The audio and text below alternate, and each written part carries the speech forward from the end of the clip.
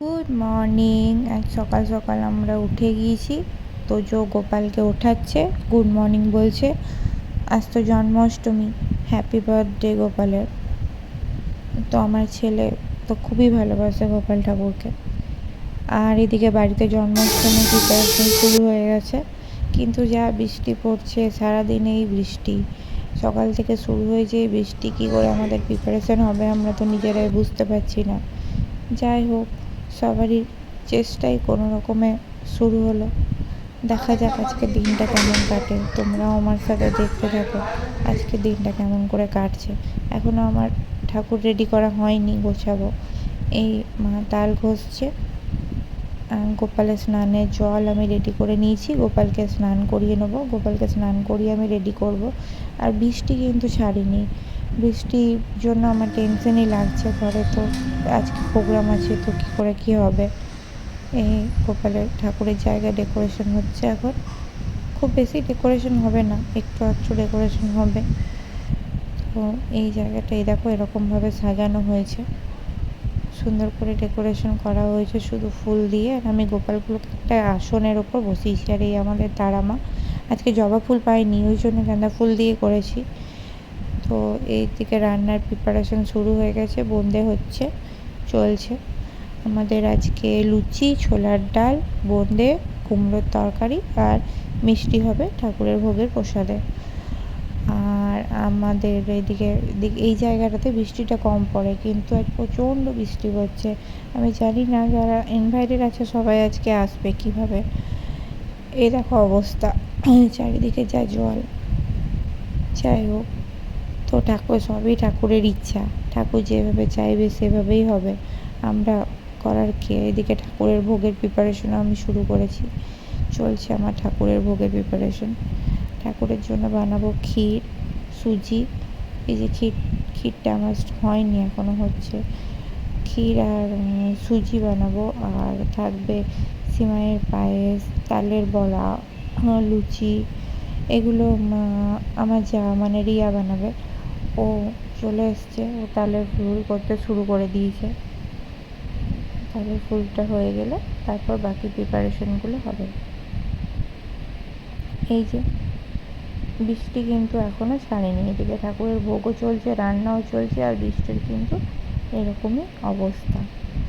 দেখো আমাদের এখন রান্না বান্না, ভোগের প্রিপারেশনও চলছে, একই সাথে বৃষ্টিও বন্ধ হয়নি। আমি মনে মনে ঠাকুরের কাছে প্রার্থনা করেই যাচ্ছি বৃষ্টিটা ছেড়ে যাবে। একবার ছেড়ে গেলে শুকিয়ে যাবে, আর বৃষ্টি পড়লে বাড়িটাও কীরকম মানে হয়ে আছে। এমনিতে আমার বৃষ্টি ভীষণ প্রিয়, কিন্তু আজকে একদম চাইছি না যে এই বৃষ্টিটা হোক কোনো রকমভাবে। এই যে আমাদের বাড়িটা দেখো এখনও কিন্তু শুকায়নি, তোমাদেরকে আমি বাড়িটাও দেখাচ্ছি, বাড়ি শুকায়নি। হ্যাঁ, আমাদের মেনুতে বেগনিও ছিল, ওটা বলা হয়নি, ওটাও হচ্ছিলো। আমি তখন দেখলাম বেগনিটাই মনে হয় ভাজছে, কিছু একটা ভাজছে, না বেগনি নাই এটা। আর এই যে আমার ছেলে ঘুমাচ্ছিল, দুপুরে উঠে গেছে, উঠেই বদমাইশি শুরু করেছে। গোপালের প্রসাদগুলো ওই আগে খাবে, এরকম একটা ব্যাপার। ও আর ওয়েট করতে পারছে না। এই যে আমাদের বাড়ির আর একটা গোপাল, আমাদের অর্ণব সোনা। এটা হলো আমাদের আর একটা, আমাদের অতুন সোনা।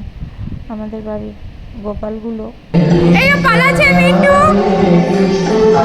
এরাও সব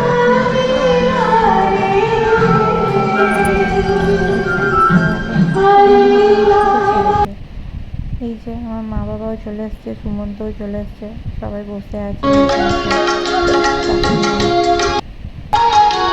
রাঙ্গা কাকিমা, আমিও রেডি হয়ে চলে এলাম। এবার আমরা কিছু ফটো তুলে নিচ্ছি, কিন্তু বৃষ্টি বন্ধ হয়নি, বৃষ্টি কিন্তু চলছে। এই বৃষ্টির মধ্যেই আজকে আমাদের পার করতে হবে শ্রীকৃষ্ণের পাশে। যেমনভাবে আগে হয়েছিল শুনেছি গল্প, খুব জল জমেছে।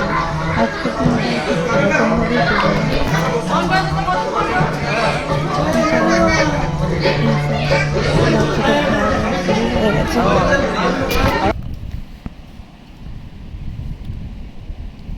বৃষ্টির মধ্যেই আমরা ওই দিকটাতে বসাতে পারছি না, এখন বৃষ্টিটা পড়েনি কিন্তু জলটা পড়ছে। এই যে চলছে কোনো রকমে। বেশ কষ্ট হচ্ছে যারা খাবার দিচ্ছে, কারণ ওই দিক থেকে আনতেও হচ্ছে খাবারটা, আর উঠোনে জলটার সময় এই হলো গোপালের বার্থডে কেক। এবার বার্থডে কেকটাও কাটা হবে। যাই হোক, বার্থডে কেকটা কাটা হয়ে যাবার পর আবার বাচ্চাগুলোকে খাইয়ে নেবো। বার্থডে কেকটা তো তোজো ছাড়ছেই না, কাউকে দিচ্ছেই না। কি বলবো, কিছু করার তো নেই যে সবাই মিলে কাটি, সেরকম নয়, ও একাই কাটবে, ও একটু বোঝে না। এই হলো তোজোর বার্থডে কেক। সরি, তোজোর বার্থডে কেক নয়, আমাদের জন্মাষ্টমী গোপালের বার্থডে কেক, কিন্তু ও এমনভাবে করছে যেন ওরই বার্থডে কেক এটা। গোপালকে একটু কেকটা খাইয়ে দিল দু ভাই মিলে। হয়ে গেল আমাদের কেক কাটিং প্রোগ্রাম।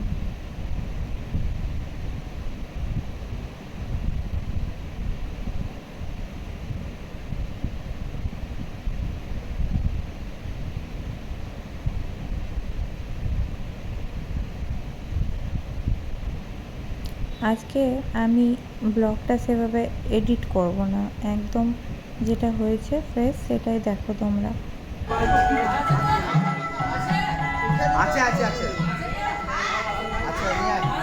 আমরা কিছু সেলফি তুলে নিলাম, কারণ আমি বেশিক্ষণ ব্লগটা কন্টিনিউ করবো না। আজকে আমি খুব বিজিও আছি, রেকর্ড করাও যাচ্ছে না। চলো, গুড নাইট, শুভরাত্রি, সবার জন্মাষ্টমী ভালো।